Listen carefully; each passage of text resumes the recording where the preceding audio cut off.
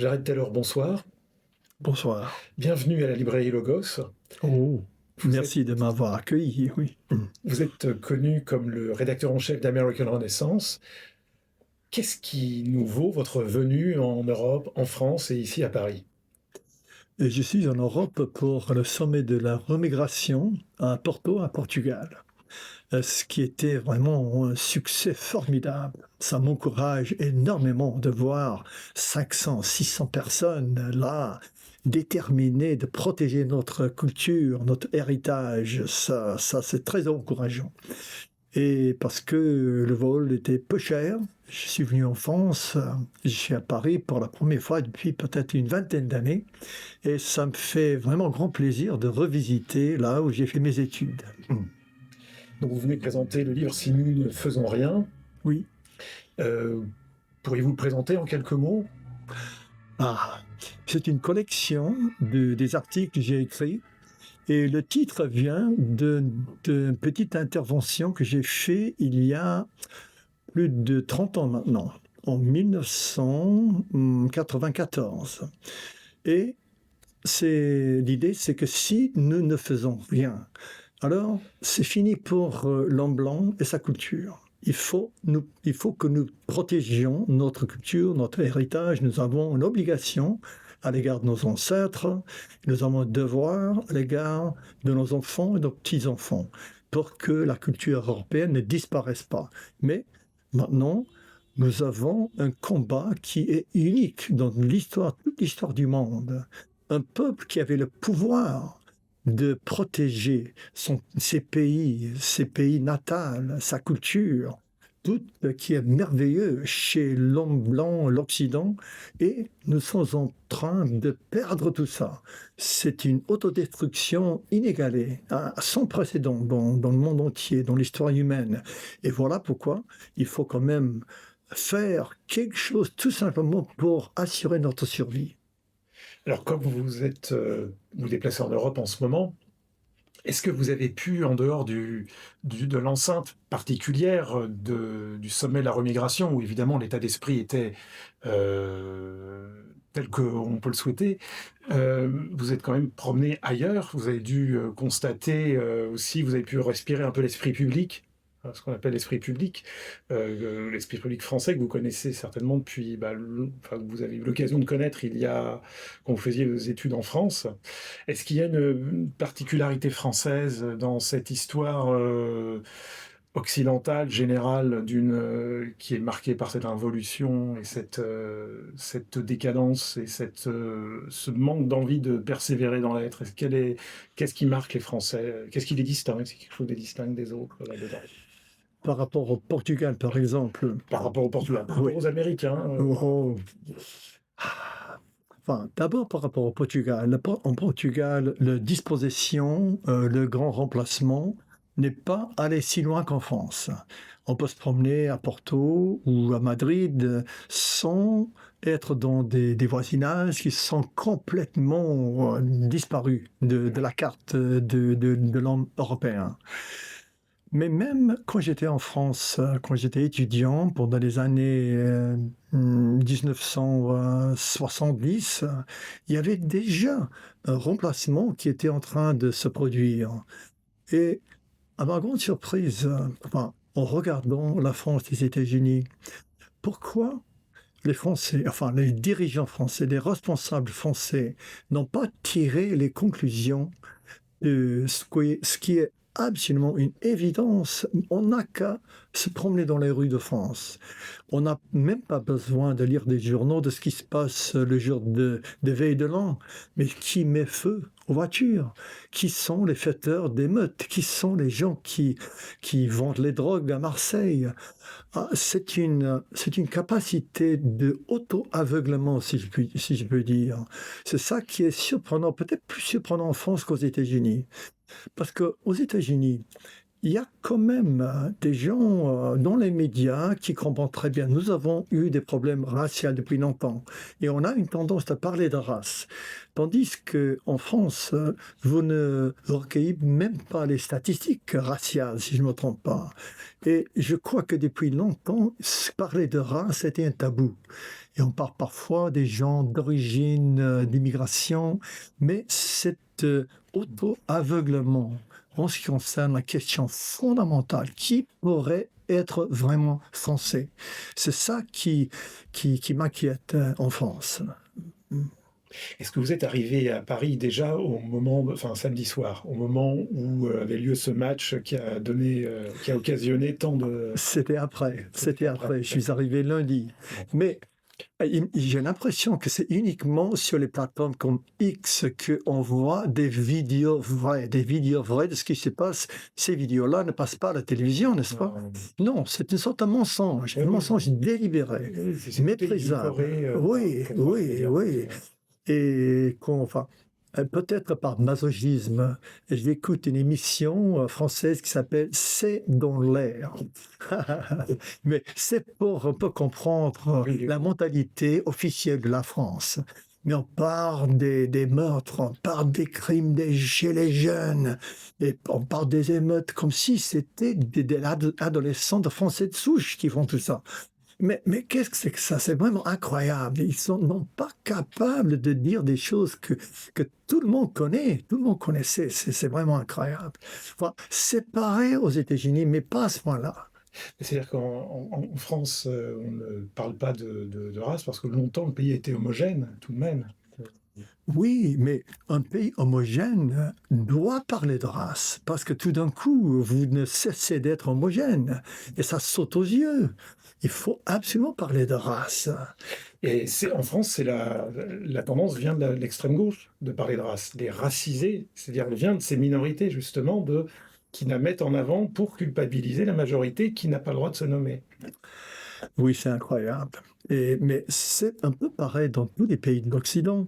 Si les gens viennent du tiers-monde, ils ne réussissent pas au niveau que les gens qui sont là, qui ont construit le pays, on culpabilise toujours les natifs.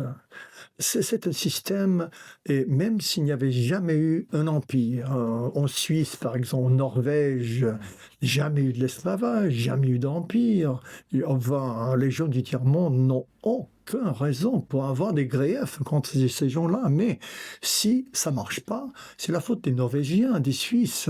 Donc c'est une auto-culpabilisation, auto-aveuglement chez les Blancs qui me reste toujours mystérieux, même après avoir étudié ce problème depuis 36 ans.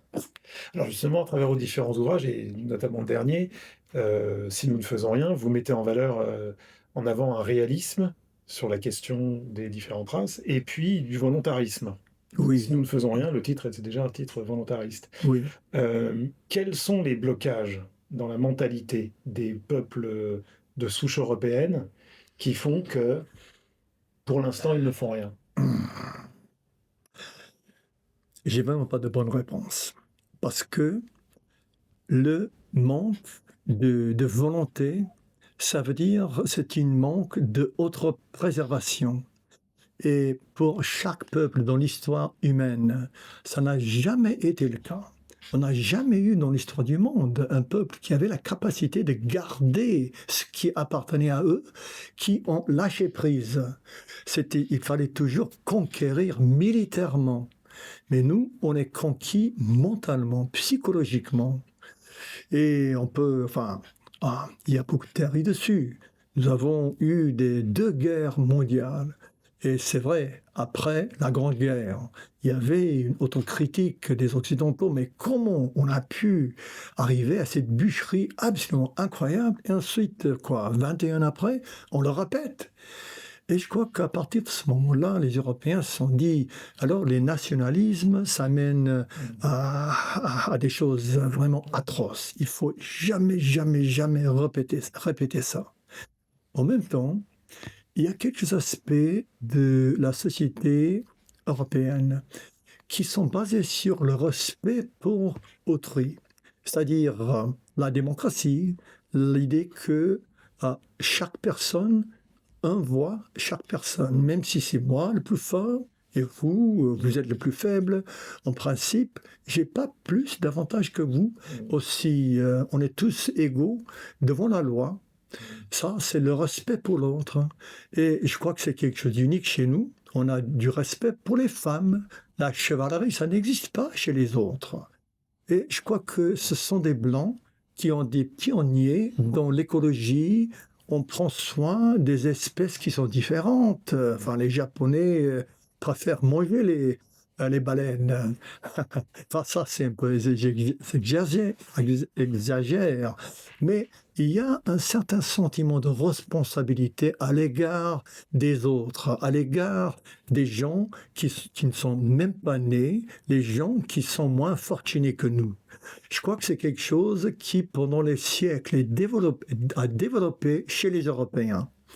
Et maintenant, les autres savent très bien comment exploiter ces tendances à regarder, à réfléchir aux droits des autres. Et voilà pourquoi, en mettant par exemple Angela Merkel en 2015, quand il y a 1,5 million de réfugiés du Moyen-Orient qui sont arrivés, je crois qu'elle s'est dit, ben, ce sont des gens qui souffrent de la guerre, on va faire quelque chose de gentil à leur égard. Et parce que la race, ça n'existe même pas.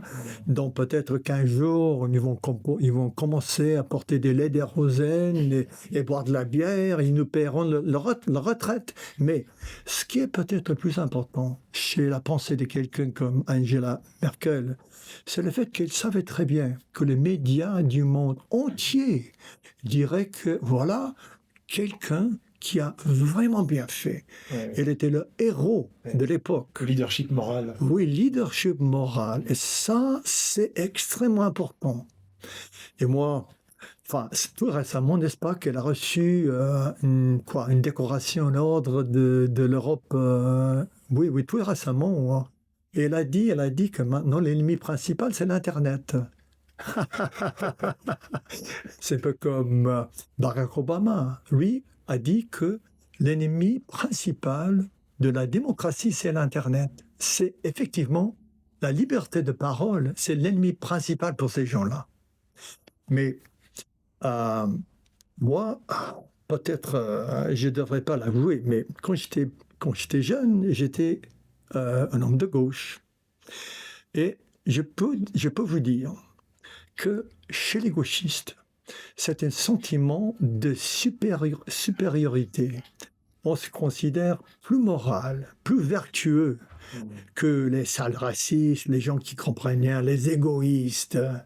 Et pour eux, c'est quelque chose ça devient une drogue. Et à vrai dire, le sentiment d'être moralement supérieur, apparemment, ça stimule la même partie du cerveau que les drogues toximanes, comment dit-on, les drogues dures, enfin les drogues. Oui, voilà. Et pour eux, c'est quelque chose d'indispensable, de sentir moralement supérieur. Il y a toute une combinaison de choses qui fassent que nos dirigeants, au moins, sont pas capables de même de prendre les moindres étapes pour défendre notre existence culturelle, biologique. C'est quelque chose qui, à la limite, pourrait être fatal. Mais, en dépit de tout ça, je suis très optimiste parce que par rapport à l'époque où j'avais commencé à être militant dans ce domaine, le nombre de personnes qui se sont engagées, qui sont prêtes à battre, surtout chez les jeunes, c'était quelque chose d'inimaginable il y a 5 ans, il y avait 10 ans. Comme le sommet sur la migration, j'avais jamais imaginé quelque chose comme ça il y a 5 ans. Et je crois que petit à petit, ça devient une puissance que les autres n'arriveront pas à étouffer. Nous allons, un jour ou autre, d'une manière ou autre, nous allons réussir à vraiment préserver notre race et notre civilisation. C'est sur ces mots qu'on conclura. Merci beaucoup, Red Taylor. Et merci d'avoir nous avoir accordé cet entretien en français. C'est un beau signal à l'égard de la diversité linguistique des peuples de souche européenne. Je suis un grand admirateur de la France et ça me fait plaisir de parler français, même si souvent je m'exprime mal, j'ai fait de mon mieux. Merci beaucoup.